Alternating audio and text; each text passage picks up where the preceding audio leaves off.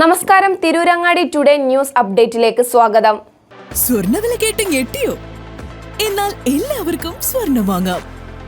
Toba jewellery അവതരിപ്പിക്കുന്നു light weight കളക്ഷനുകൾ, അതിമനോഹരമായ ഡിസൈനുകൾ, 1 ഗ്രാം മുതൽ നെക്ലസുകൾ, ബ്രേസ്ലെറ്റുകൾ, റിങ്ങുകൾ, മിതമായ പണിക്കൂലിയും ആയുഷ്കാല മെയിന്റനൻസ് സപ്പോർട്ടും.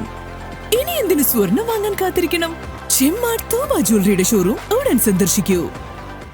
വാർത്തകൾ വിശദമായി.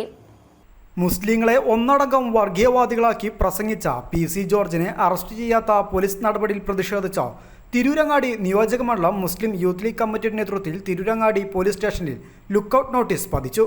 കോടതി മുൻകൂർ ജാമ്യാപേക്ഷ തള്ളിയിട്ടും അറസ്റ്റ് ചെയ്യാത്ത പോലീസ് നടപടിക്കെതിരെയായിരുന്നു യൂത്ത് ലീഗിന്റെ പ്രതിഷേധം.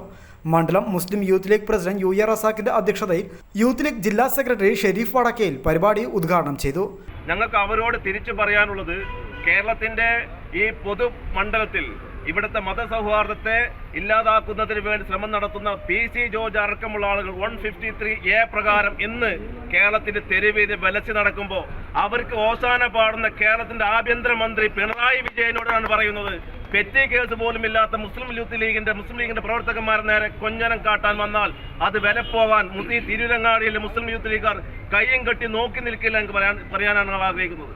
PM Salim, CK Muneer, Usman കാച്ചടി, Ayub Thalappil, Mustafa Kalathingal, KP Abdul Gafoor, CH Abubakar Siddique, Mustafa Kuttassery തുടങ്ങിയവർ ചടങ്ങിൽ സംസാരിച്ചു.